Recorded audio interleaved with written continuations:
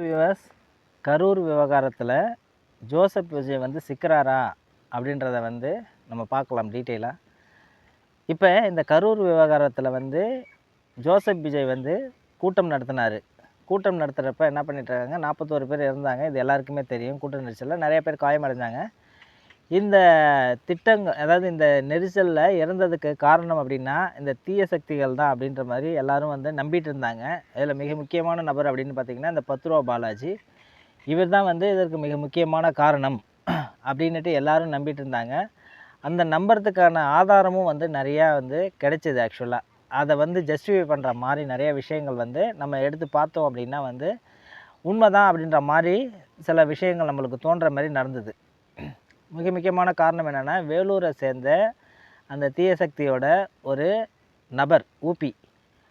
அந்த ஊபி என்ன பண்ணியிருக்கான், ட்விட்டரில் ஒரு மெசேஜ் போட்டிருக்கிறான். என்ன மெசேஜ் அப்படின்னா வந்து, கும்பகோணத்தில் நடந்த கும்பமேளா மாதிரி இங்கேயும் ஒரு இன்சிடெண்ட் நடக்க போகுது அப்படின்னு ஒரு ட்விட்டை போடுறான்.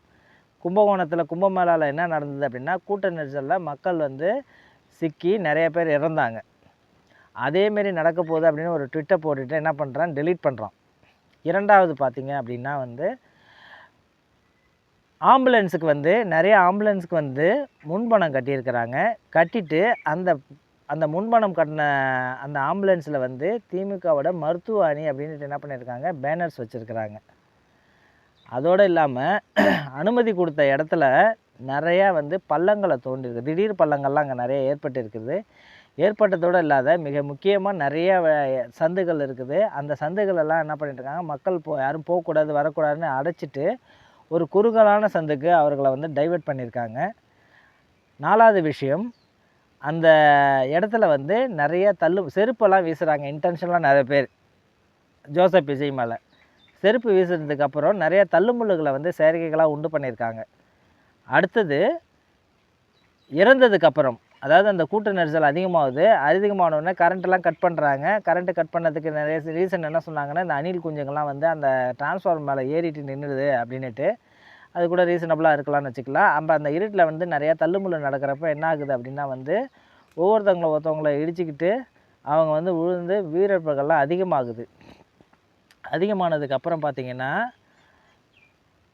நிறையா வந்து உயிரிழப்புகள் இருந்தவொடனே அவசர கதியில் வந்து போஸ்ட்மார்ட்டம் பண்ணுறாங்க. இந்த போஸ்ட்மார்ட்டம் பண்ணுறப்ப என்ன பண்ணுறாங்க அப்படின்னா, உள்ளூரில் இருக்கக்கூடிய ஆஸ்பத்திரிகள்லாம் அவங்க இன்டென்ஷனலாக அவாய்ட் பண்ணுறாங்க. பக்கத்தில் இருக்கக்கூடிய நிறைய ஆஸ்பத்திரிகளை வந்து இன்டென்ஷனலாக அவாய்ட் பண்ணிவிட்டு அவங்க தொலைதூரத்தில் இருக்கிற ஆஸ்பத்திரிக்கு கூப்பிட்டு போகிறாங்க. ஏன் அதை வந்து இன்டென்ஷனலாக அவாய்ட் பண்ணாங்க? அடுத்தது பார்த்தோம்னா, இவர்கள் வந்து போஸ்ட்மார்ட்டம் முடிஞ்சவொடனே எல்லா பாடியும் வந்து எரிக்கிறாங்க. அதேமாரி எரிக்க மாட்டேன்னு சொன்னவங்களை வந்து என்ன பண்ணுறாங்க, நெருக்கடி கொடுத்து எரிக்க வைக்கிறாங்க. ஏன் அப்படின்னா வந்து, திரும்பி வந்து போஸ்ட்மார்ட்டம் பண்ணிவிட்டு எரிச்சிட்டோம்னா நம்ம திரும்பி வந்து அதை போஸ்ட்மார்ட்டம் பண்ண முடியாது அப்படின்ற ஒரு காரணத்துக்காக நெருக்கடி கொடுத்து அதை வந்து போஸ்ட்மார்ட்டம் பண்ணுறாங்க. ஸோ இந்த மாதிரி நிறைய விஷயங்கள் வந்து கண்டினியூஸாக வந்து அதுக்கு வந்து வலு சேர்க்குற மாதிரி இருந்ததுனால எல்லோரும் வந்து அந்த தீய சக்தியை தான் வந்து என்ன பண்ணிகிட்டு இருந்தாங்க. இதோடு இல்லாத அரசு இயந்திரங்கள் வந்து இந்த பால்டாயிலாக இருக்கட்டும், தத்தியாக இருக்கட்டும், எல்லாருமே என்ன பண்ணுறாங்க அப்படின்னா வந்து அதை வந்து அவ்வளோ முனைப்போட எங்கெங்கேயோ இருந்தவங்களாம் இங்கே சீக்கிரமாக வரான் வந்துட்டு சீக்கிரமாக என்ன பண்ணுறாங்க, அதை வந்து கிளியர் பண்ணுறதுக்கோ இல்லை வந்து அதில் வந்து அவ்வளோ அக்கறை காட்டு அரசு இயந்திரமே முடக்கி விட்டு ஏகப்பட்ட வேலைகள்லாம் பார்த்தாங்க. இப்படி பார்த்துட்டு என்ன பண்ணுறாங்க, அந்த விஷயத்தை மூடி மறைக்கிறதுக்கு பண்ணாங்களா, இல்லை வந்து அதை வந்து சரியாக கையாளுறன்ற நோக்கத்தோடு பண்ணாங்களா அப்படின்றது நம்மளுக்கு தெரியல.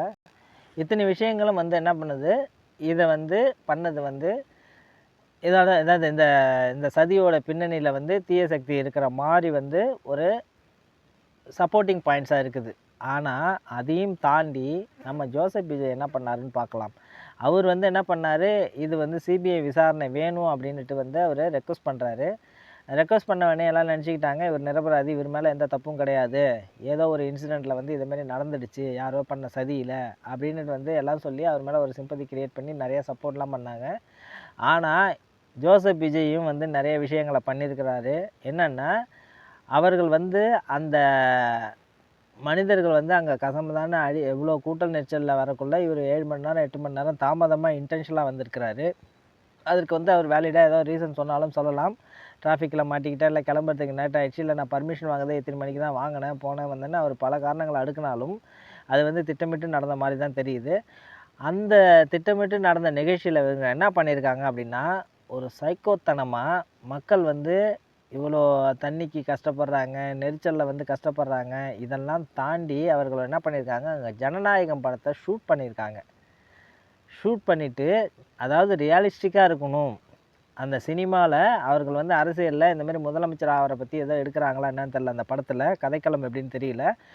அந்த படத்துக்கு வந்து இவர் பின்னாடி மக்கள் வந்து எழுச்சி இருக்குது, மக்கள் வந்து சக்தி இருக்குது அப்படின்னு காட்டுறதுக்காக இவர்கள் என்ன பண்ணுறாங்க, ரியலாகவே வந்து அந்த இடத்துல ஷூட்டிங் பண்ணியிருந்தாவும், இந்தமாரி ஒரு இன்சிடென்ட் நடந்தவொடனே அவசர கதியில் என்ன பண்ணியிருக்காங்க, அதை டெலீட் பண்ணதாகவும், அந்த டெலீட் பண்ணதை சிபிஐ என்ன பண்ணியிருக்காங்க, ரீஸ்டோர் பண்ணிவிட்டு திரும்பவும் வந்து அதை போட்டு பார்த்துருக்குறாங்க. போட்டு பார்க்கக்குள்ள தான் வந்து அதுமாரி கேமராக்கள் வச்சு நிறைய எடிட்டிங் இதெல்லாம் பண்ணி உள்ளார ஏகப்பட்ட ஒரு டீமே வந்து எடிட்டிங் டீமே வந்து ஒர்க் பண்ண மாதிரி இந்த வீடியோலாம் பார்த்தீங்கன்னா தெரியும்.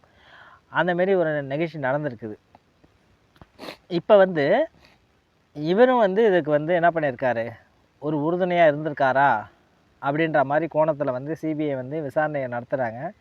இப்போ வந்து ஒருவேளை இவர் வந்து குற்றவாளின்னுட்டு வந்து தீர்ப்பளித்தா கூட, இவர் குற்றவாளின்னு நீதிமன்றம் தண்டித்தா கூட மக்களோட மனநிலை எப்படி இருக்கும் அப்படின்னா வந்து, அவரை சார்ந்திருக்கக்கூடிய அவரோட ரசிகர்களோட மனநிலை எப்படி இருக்குது அப்படின்னா வந்து, அவர் இருந்தால் இருந்துட்டு போகிறாரு, எங்களுக்கு அதை பற்றிலாம் பிரச்சனை இல்லை, எங்களுக்கு அவரோட சப்போர்ட் தான் அப்படின்னு, அதாவது அதை புரிஞ்சிக்கக்கூடிய மனநிலை கூட வந்து அவர் பின்னாடி ஃபாலோவர்ஸாக இருக்கக்கூடிய யாருக்குமே இல்லை, சுத்தமாக அறிவு இல்லை அப்படின்றது தான் நம்ம வந்து தெரிஞ்சுக்கலாம். ஏன்னா வந்து ஒரு சின்ன ஒரு பேட்டியை ஒரு பெண்ணிட்ட எடுக்கிறாங்க. பெண்ணிட்ட எடுக்கக்குள்ளே வந்து அவர்களுக்கும் அவரோட மனைவிக்கும் வந்து என்ன இருக்குது, கருத்து வேறுபாடு வந்து விவாகரத்து அவங்க ஃபைல் பண்ணியிருக்காங்க. சங்கீதான்றவங்க ஜோசப் விஜய்க்கு அகென்ஸ்டாக. ஸோ பண்ணியிருக்கிறத பற்றி வந்து கருத்து கேட்குறாங்க. ஒரு தனியாக ஒரு நிருபர் யாரோ கேட்டிருக்கிறாங்க. கேட்கக்குள்ளே வந்து ஒரு பெண்ணிட்ட கேட்குறப்ப வந்து, அவருக்கு சங்கீதா இல்லைன்னா என்ன, நாங்கள் ஆயிரக்கணக்கான சகோதரிகள் இருக்கிறோம், நாங்கள் வந்து சகோதரியாக இருப்போம், அம்மாவாக இருப்போம், அக்காவாக இருப்போம், ஏன் பொண்டாட்டியாவாக கூட இருப்போம் அப்படின்ற மாதிரி. இந்தமாரி அவர் பின்னாடி இருக்க கூட்டம் எல்லாமே ஒரு தற்குறி கூட்டம். இந்த தற்குறி கூட்டம் வந்து அவரை குற்றவாளின்னு சொன்னால் கூட என்ன ஆகும் அப்படின்னா வந்து, அவர் அதை பற்றி கண்டுக்கிற மாதிரி அவங்களுக்கு அந்த அளவுக்கு சென்ஸ் இல்லை. இதுதான் உண்மை. சரி, இப்போ இந்த மாதிரி ஒரு விஷயத்தில் வந்து இப்போ விஜய் மீது இந்தமாரி ஒரு அழுத்தத்தை கொடுத்ததுக்கு காரணம், அவரை வந்து கூட்டணிக்கு கொண்டு வரதுக்கு தான் வந்து பாஜக இந்தமாரி பண்ணுச்சு அப்படின்ட்டு இவங்க சொன்னாங்கன்னா, அது மிகப்பெரிய முட்டாள்தனம். சிபிஐயோட விசாரணையில் நியாயம் இருக்கிறது தான் நம்ம சொல்ல வரோம். ஏன்னா வந்து இவ்வளோ பெரிய மக்கள் கூடுற இடத்துல வந்து ஒரு ஷூட்டிங் நடத்துகிற அப்படின்னா, நீ எவ்வளோ பெரிய ஒரு மனநிலையில் இருந்திருக்க, சைக்கோத்தனமான மனநிலை. இந்த மனநிலையை வந்து அதுக்கப்புறம் வந்து இவ்வளோ பேர் இறந்ததுக்கப்புறமா நீ என்ன ஆறுதலும் சொல்லாத, எதுவும் சொல்லாத, குடுன்னு சென்னைக்கு ஓடுற. இது என்ன பெரிய ஒரு மனநிலை? நீ எல்லாம் ஒரு கட்சிக்கு ஒரு தலைவனா?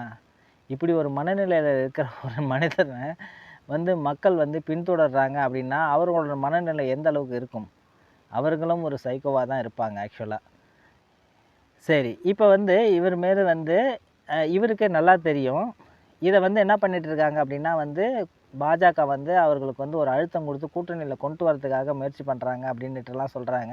அதெல்லாம் எந்த அளவுக்கு உண்மை இருக்குன்னா நம்மளுக்கு தெரியாது. ஆனால் இவர் மீது குற்றம் இருக்குது. இவர் மீது வந்து செஞ்ச இவரும் வந்து அதுக்கு ஒரு காரணமாக மறைமுகமாகவோ இல்லை நேரடியாகவோ இருந்திருக்கிறாரு அப்படின்றது தான் வந்து சிபிஐயோட ஒரு ஒரு வாதமாக இருக்கிறது. அதற்காக தான் அவரை வந்து 1க்கு 3 டைம் வந்து விசாரணைக்கு கூட்டாங்க. திமுக வந்து தான் ஜெயிக்கிறதுக்காக எந்த எல்லைக்கும் செல்வாங்க அப்படின்றது வந்து இவர்களுக்கு தெரியும். தெரிஞ்சும் வந்து இவர்கள் என்ன பண்ணுறாங்க, தனித்து நிற்கிறேன் அப்படின்னு சொல்கிறாங்க. இப்போ தான் ஃபஸ்ட்டு அரசியல் காலத்துக்கு வந்திருக்கேன், உனக்கு கொள்கைகளும் கிடையாது, எந்த ஒரு இதுவும் கிடையாது, ஒரு சினிமா ஒரு மாயையை வச்சுக்கிட்டு, உனக்கு பின்னாடி இருக்கக்கூடிய ரசிகர்களை வச்சுக்கிட்டு நீ என்ன பண்ணுற, அரசியலில் ஜெயிச்சிடுவேன், அடுத்த நாளே முதலமைச்சர் ஆகிடுவேன் அப்படின்னா இது சினிமாவில் தான் நடக்கும், ரியலில் நடக்காது. ஆனாலும் வந்து யதார்த்தம் என்ன அப்படின்னா வந்து, எதை பற்றியும் கவலைப்படாத சில ரசிகர்களோட கூட்டம் வந்து விஜய்க்கு இருக்குது, அதை ஒத்துக்கிட்டு தான் ஆகணும். அந்த ரசிகர்களோட கூட்டம்னால வந்து நிறைய கட்சிகளுக்கு எந்த கட்சிக்கு பாதிப்பு அப்படின்றத வந்து இன்னும் யாருக்குமே கன்ஃபார்மாக தெரியல. சில பேர் வந்து அஸ்யூம் பண்ணுறாங்க, திமுகவோட இருக்கக்கூடிய ஓட்டுகளை வந்து அவர் கலைப்பார், சிறுபான்மையினர் ஓட்டுகளை கலைப்பாங்க அப்படின்றாங்க. சில பேர் வந்து திமுகவோட எதிர்ப்பு ஓட்டுகள் எல்லாமே இவர்கிட்ட போய் அசம்பிள் ஆகிடும், அதனால் வந்து திமுக ஜெயிக்கிறதுக்கான வாய்ப்புகள் அதிகம் அப்படின்னு சொல்கிறாங்க. இது வந்து ஒரு குழப்பமான மனநிலையில் யாருமே ப்ரிடிக்ட் பண்ண முடியாத ஒரு சுச்சுவேஷனில் தான் இருக்குது. ஆனாலும் அவருக்கான ஆதரவு இருந்துட்டு தான் இருக்குது. அது வந்து யதார்த்தம், அது உண்மை, அதை நம்ம வந்து ஒத்துக்கணும். அடுத்தது நம்ம இன்னொரு விஷயம் பார்த்தோம் அப்படின்னா வந்து, திமுக வந்து தான் ஜெயிக்கிறதுக்காக எந்த எல்லைக்கும் போவாங்க, அதனால் அவர்களையும் இவர்கள் பகைச்சிக்கிறாங்க. இன்னொன்று இவர்களோட பலம் பலவீனம் எதையுமே இவர்களுக்கு தெரியாத என்ன பண்ணுறாங்க, தனிச்சு நிற்கிறேன்னு சொல்கிறாங்க. ஃபஸ்ட்டு வர்றப்போ வந்து ஏதோ ஒரு மாசு இருக்கிற மாதிரி இருக்கும். அதுக்கப்புறம் வந்து அடுத்தடுத்த தேர்தல்னு பார்த்திங்கன்னா எல்லாமே காணா போயிருக்கிறாங்க. ஏன்னா கட்சிக்கு வந்து கொள்கை முக்கியம், அதற்கப்புறம் வந்து நல்ல தலைவர்கள் முக்கியம். அந்த தலைமை பண்பும் இருக்கானா இல்லை, கட்சிக்கு கொள்கை இருக்கானா எதுவுமே இல்லை. இப்படி இல்லாத ஒரு கூட்டம் வந்து ரொம்ப நாள் வந்து தாக்குப்பிடிக்கிறதுக்கான வாய்ப்புகள்லாம் ரொம்ப கம்மி. ஸோ இப்போ வேணால் இது பார்க்குறதுக்கு வந்து பிரமிப்பாவோ இல்லை ஒரு பெரிய ஒரு புரட்சியாகவோ இருக்கலாம், பெரிய ஒரு மாற்றத்தை உண்டு பண்ணும் அப்படின்ற மாதிரி நம்பலாமே தவிர, இது காலப்போக்கத்தில் வந்து தானாகவே அழிஞ்சு போயிடும், அப்படியே கரைஞ்சே போயிடும். இதுதான் உண்மை. சரி, இப்போ வந்து இவர்கள் வந்து இந்த சிபிஐ வளையத்தில் வந்திருக்கிறாங்க. இந்த சிபிஐ வளையத்துக்கு வந்ததுக்கான காரணம் என்ன அப்படின்னா, அவர்களாக எடுத்து அவர்களாக வந்து அந்த ஷூட்டிங்காக எடுத்த வீடியோக்கள், அவர்கள் எடுத்த ரெக்கார்டிங்கு, இதெல்லாம் வந்து அந்த ட்ரோனை வச்சு நிறைய கேப்சர் பண்ண காட்சிகள், இதெல்லாம் தான் வந்து அவர்களுக்கு அகைன்ஸ்டாக மாறும் அப்படின்னு சொல்லிட்டு இருக்காங்க. இப்போ பிஜேபி வந்து மத்திய அரசாங்கத்தை ஆளக்கூடிய ஒரு கட்சி. அந்த கட்சி வந்து இப்போ நடவடிக்கை எடுப்பானா, புத்தி உள்ள எவனும் சொல்லுவான் இப்போ கண்டிப்பாக நடவடிக்கை எடுக்கிறதுக்கான வாய்ப்புகள்லாம் கிடையாது. ஆனால் இந்த இதில் உண்மை இருக்கும் பட்சத்தில் கண்டிப்பாக வந்து ஆஃப்டர் எலெக்ஷனில் அவர் மீது வந்து நடவடிக்கை எடுக்கிறதுக்கான வாய்ப்புகள்லாம் நிறையா இருக்குது. அவரோட புத்திசாலித்தனமான ஒரு மூவை வந்து அவர் பண்ணி என்ன பண்ணணும் அப்படின்னா, கட்சியை வளர்க்கணும். இல்லைனா வந்து அரசியல் தனக்கு சரிப்பட்ட வராதுன்னு தனக்கு சரியான இது அப்படின்னா வந்து சினிமா தான், தன்னால் நடிக்க முடியும், தான் ஒரு மிகப்பெரிய நடிகன் அப்படின்றத வந்து சினிமாவில் திரைக்கு பின்னாடி வந்து நடிச்சிட்ருக்கலாம். அவர் திரைக்கு முன்னாடி வந்து இதே நடிக்கணும்னு ஆசைப்பட்டாருன்னா அவரோட ஸ்கில்லை வளர்த்துக்கிட்டு வரணும். அவரோட கொள்கைகளை வந்து எடுத்துக்கிட்டு வந்து மக்கள்கிட்ட வந்து ப்ரொஜெக்ட் பண்ணணும். எந்த ஒரு இதுவும் இல்லாத அவர் வந்து திரும்பியும் இங்கே வந்து சினிமாவில் நடிக்கிற மாரி இங்கே வந்து நடித்தார்னா அவர் காலம் தள்ளுறது கஷ்டம்தான். பார்ப்போம், காலம் பதில் சொல்லும். மீண்டும் ஒரு பதில் பார்ப்போம். நன்றி, ஜெய்ஹிந்த்.